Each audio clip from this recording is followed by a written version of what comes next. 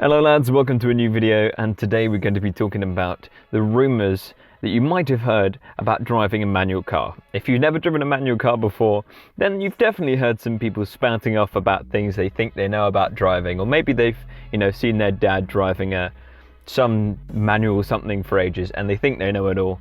So let's have a chat and see if any of these you might have heard before. Now you see, for the US it would be different than here in the UK, because over here the manual or standard transmission is the standard, like it's the most popular option. But over in the US, obviously 90% of people are on automatic cars. It's just how they're built over there, the tradition that they've been using for ages. One of the biggest rumours that I tend to hear loads, and it's the main point that people argue against manual cars, is that they're a pain in the ass to drive in traffic. Now, having only driven a manual car in traffic for a few years now, I have to say that it really is not a problem. Automatic cars may be easy to drive in traffic, but manual cars really aren't a pain at all.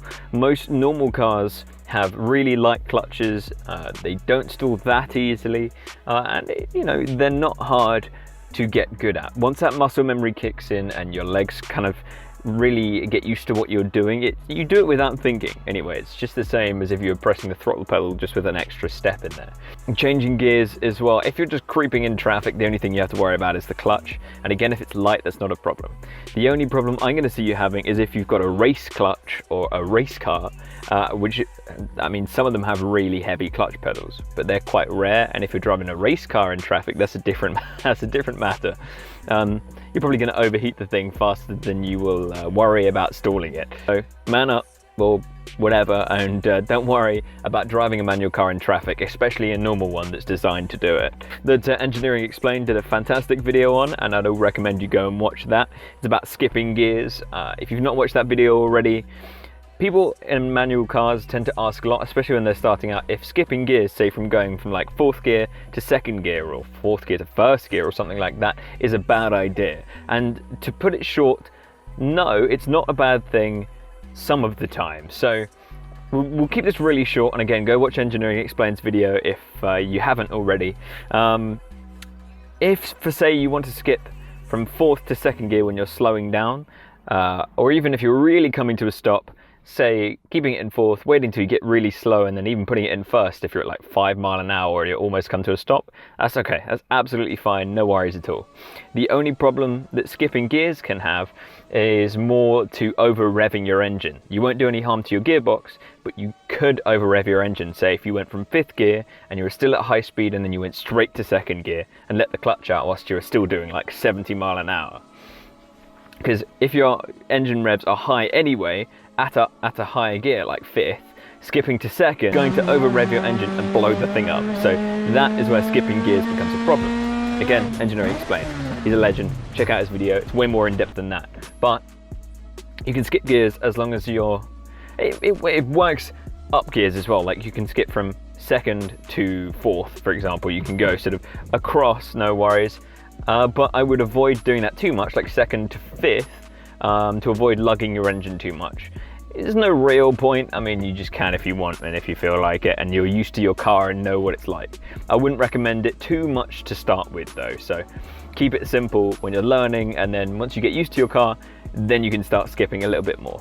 Be careful of downshifting too early though. That's a money shift.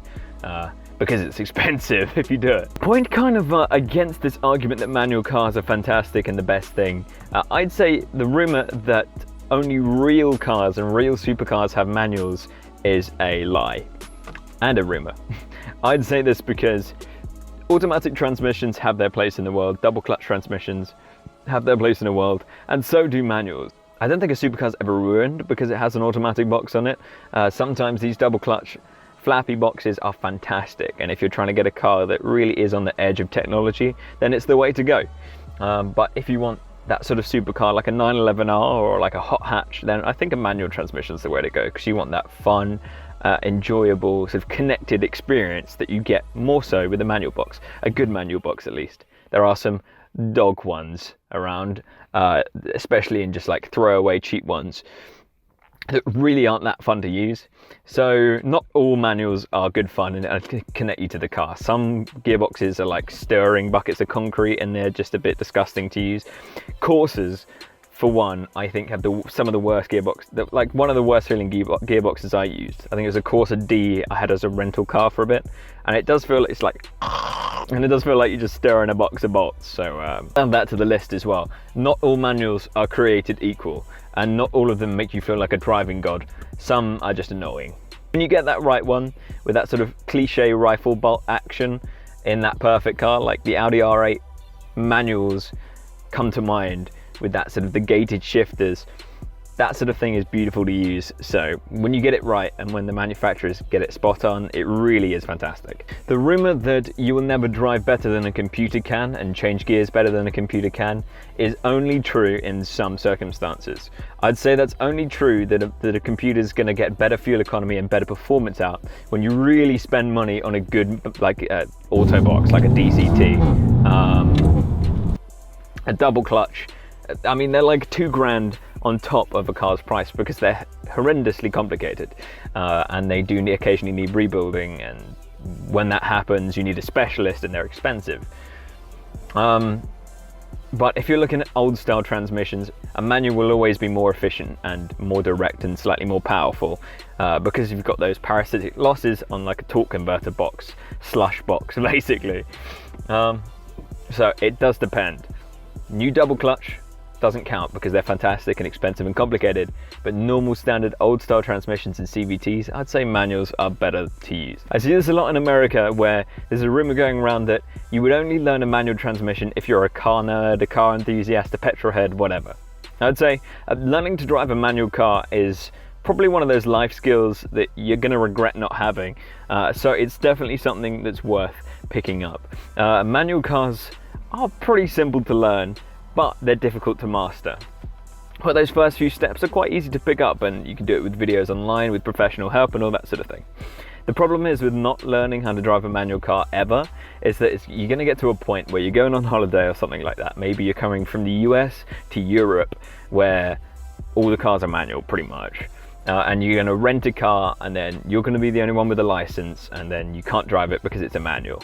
So it's worth learning anyway. It's worth picking up. It's not just for car nerds, you Americans. It's good to learn. It's sexy if you're a girl. It's a good look, okay? In America anyway. I mean, in the UK it's pretty standard. In the US, it gives you an edge. It gives you an edge. You know, maybe someone will get injured and their car's a manual and you need to move it, and there's no one else who can drive apart from you, but you've only learned how to drive in an automatic. Learn. Alright guys, thank you for watching this short little video today. More where this came from coming soon.